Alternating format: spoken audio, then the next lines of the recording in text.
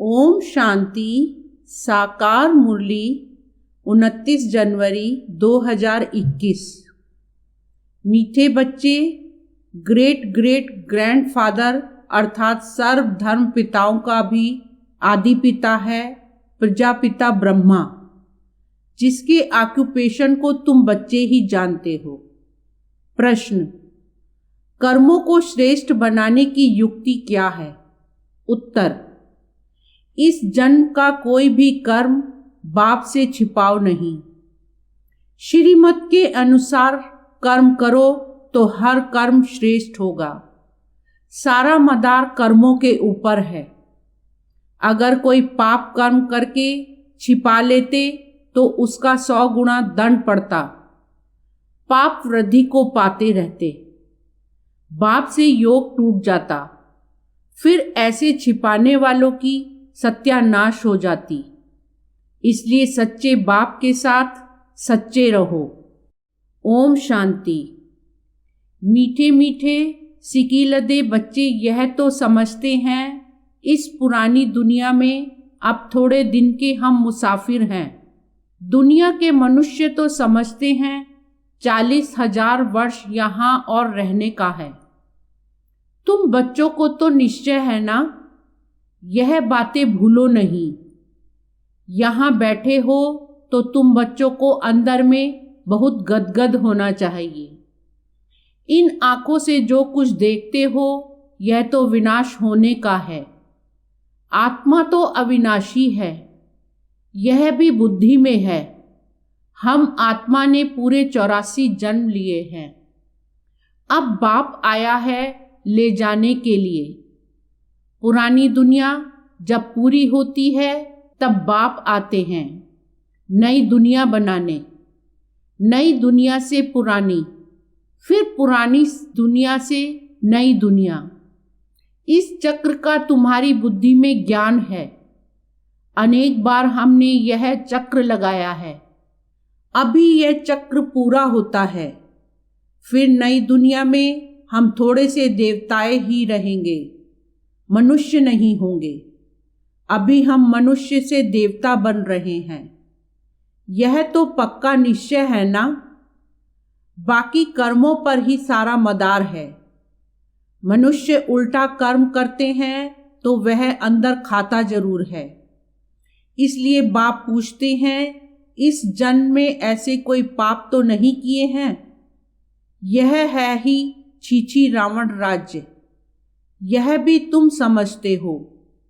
दुनिया नहीं जानती कि रावण किस चीज का नाम है। बापूजी कहते थे राम राज्य चाहिए, परंतु अर्थ नहीं समझते थे। अब बेहद का बाप समझाते हैं राम राज्य किस प्रकार का होता है। यह तो धुंधकारी दुनिया है।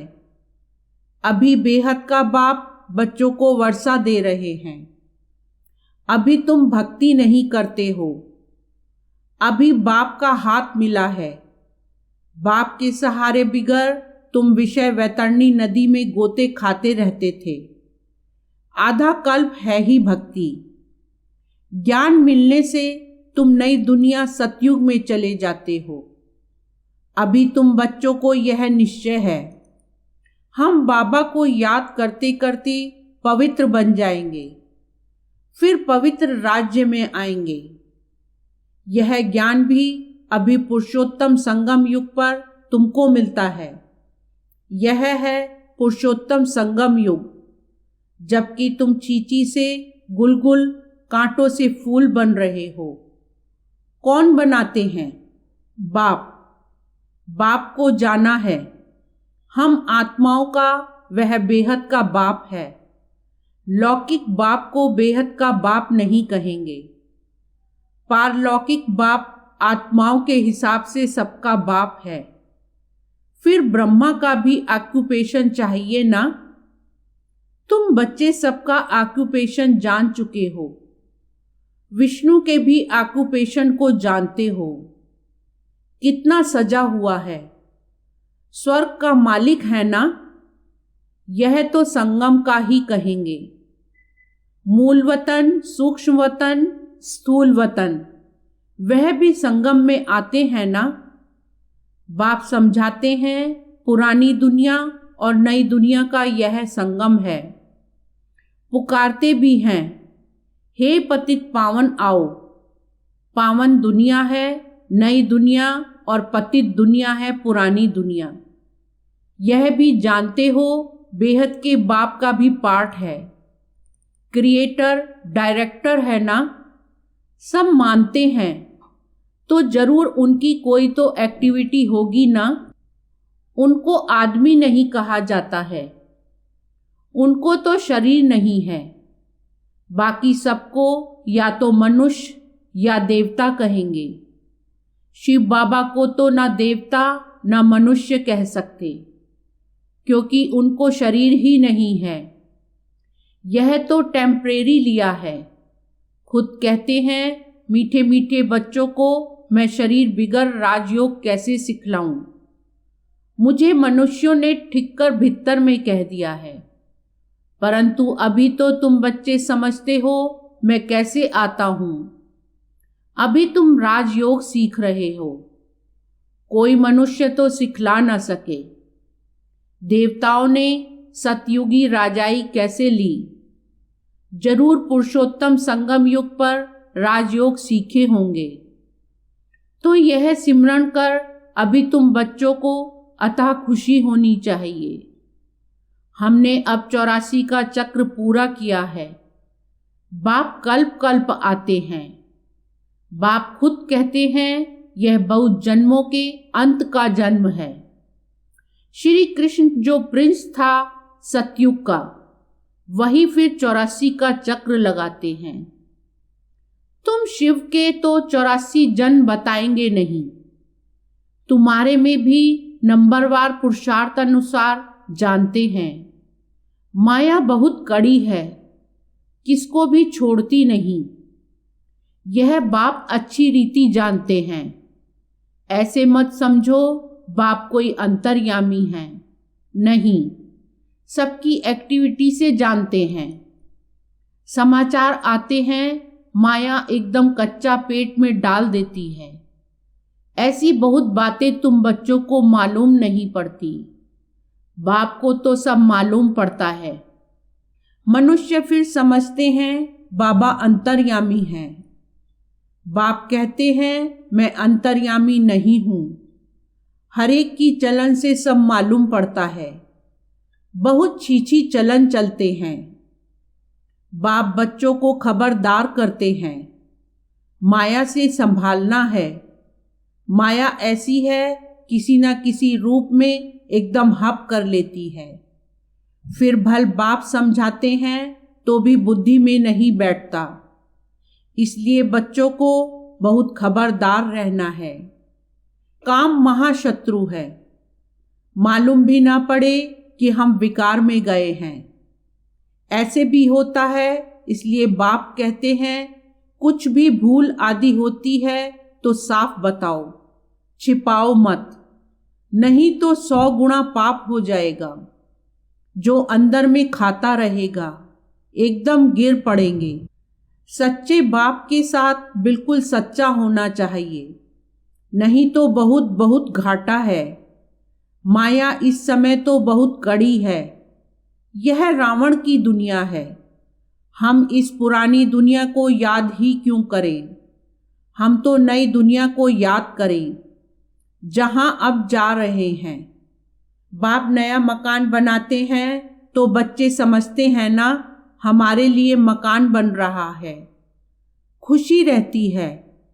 यह है बेहद की बात। हमारे लिए नई दुनिया स्वर्ग बन रही है। स्वर्ग में जरूर मकान भी होंगे रहने लिए। अब हम नई दुनिया में जाने वाले हैं। जितना बाप को याद करेंगे उतना गुलगुल फूल बनेंगे। हम विकारों के वश कांटे बन गए थे। बाप जानते हैं माया आधा को तो एकदम खा जाती है। तुम भी समझते हो जो नहीं आते हैं वह तो माया के वश हो गए ना। बाप के पास तो आते नहीं। ऐसी माया बहुतों को हप कर लेती है। बहुत अच्छे अच्छे कहकर जाते हैं, हम ऐसे करेंगे, यह करेंगे, हम तो यज्ञ के लिए प्राण देने तैयार हैं। आज वह है नहीं। तुम्हारी लड़ाई है ही माया के साथ। दुनिया में यह कोई नहीं जानते माया के साथ लड़ाई कैसे होती है। अभी तुम बच्चों को बाप ने ज्ञान का तीसरा नेत्र दिया है, जिससे तुम अंधियारे से सोझरे में आ गए हो। आत्मा को ही यह ज्ञान नेत्र देते हैं। तब बाप कहते हैं अपने को तुम आत्मा समझो, बेहद के बाप को याद करो। भक्ति में तुम याद करते थे ना, कहते भी थे आप आएंगे तो बलिहार जाएंगे। कैसे बलिहार जाएंगे यह थोड़े ही जानते थे। अभी तुम समझते हो हम जैसे आत्मा हैं वैसे बाप भी है। बाप का है अलौकिक जन्म। तुम बच्चों को कैसे अच्छी रीति पढ़ाते हैं। खुद कहते हो यह तो वही बाप है जो कल्प कल्प हमारा बाप बनते हैं। हम भी बाबा बाबा कहते हैं, बाप भी बच्चे बच्चे कहते हैं। वही टीचर के रूप में राजयोग सिखलाते हैं, और तो कोई राजयोग सिखला न सके। विश्व का तुमको मालिक बनाते हैं, तो ऐसे बाप का बनकर फिर उसी टीचर की शिक्षा भी लेनी चाहिए ना। खुशी में गदगद होना चाहिए। अगर छीछी बना तो फिर वह खुशी आएगी नहीं। भल कितना भी माथा मारे, फिर जैसे वह हमारा जाति भाई नहीं। यहाँ मनुष्यों के कितने सरनेम होते हैं। तुम्हारा सरनेम देखो कितना बड़ा है। यह है बड़े ते बड़ा ग्रेट ग्रेट ग्रैंडफादर ब्रह्मा। उनको कोई जानते ही नहीं। शिव बाबा को तो सर्वव्यापी कह दिया है। ब्रह्मा का भी किसको पता नहीं पड़ता। चित्र भी है ब्रह्मा विष्णु शंकर के। ब्रह्मा को सूक्ष्म वतन में ले गए हैं। बायोग्राफी कुछ नहीं जानते। सूक्ष्म वतन में ब्रह्मा को दिखाते हैं। फिर प्रजापिता ब्रह्मा कहाँ से आएगा। वहाँ बच्चे एडॉप्ट करेंगे क्या, किसको भी पता नहीं है। प्रजापिता ब्रह्मा कहते हैं परंतु बायोग्राफी नहीं जानते। बाबा ने समझाया है यह हमारा रथ है। बहुत जन्मों के अंत में हमने यह आधार लिया है। यह पुरुषोत्तम संगम युग गीता का एपिसोड है। पवित्रता भी मुख्य है। पतित से पावन बनना कैसे है, यह दुनिया में किसको भी पता नहीं है। साधु संत आदि कभी ऐसे नहीं कहेंगे कि देह सहित सबको भूलो। एक बाप को याद करो तो माया के पाप कर्म सब भस्म हो जाएंगे। कोई गुरु ऐसे कभी नहीं कहेंगे। बाप समझाते हैं यह ब्रह्मा कैसे बनता है। छोटेपन में गावड़े का छोरा था। 84 जन्म लिए हैं, फर्स्ट से लेकर लास्ट तक। तो नई दुनिया सो फिर पुरानी हो जाती है। अभी तुम बच्चों की बुद्धि का ताला खुला है। तुम समझ सकते हो, धारणा कर सकते हो। अभी तुम बुद्धिमान बने हो, आगे बुद्धिहीन थे। यह लक्ष्मी नारायण बुद्धिवान है और यहाँ बुद्धिहीन है। सामने देखो यह पैराडाइज के मालिक है ना। कृष्ण स्वर्ग का मालिक था, फिर गावड़े का छोरा बना है। तुम बच्चों को यह धारण कर फिर पवित्र भी जरूर बनना है। मुख्य है ही पवित्रता की बात। लिखते भी हैं बाबा माया ने हमको गिरा दिया, आंखें क्रिमिनल बन गई। बाप कहते हैं अपने को आत्मा समझो, बस अब तो घर जाना है। बाप को याद करना है थोड़े टाइम के लिए। शरीर निर्वाह के लिए कर्म कर फिर हम चले जाते हैं। इस पुरानी दुनिया के विनाश के लिए लड़ाई भी लगती है। यह भी तुम देखना कैसे लगती है। बुद्धि से समझते हैं हम देवता बनते हैं, तो हमको नई दुनिया भी चाहिए, इसलिए विनाश जरूर होगा।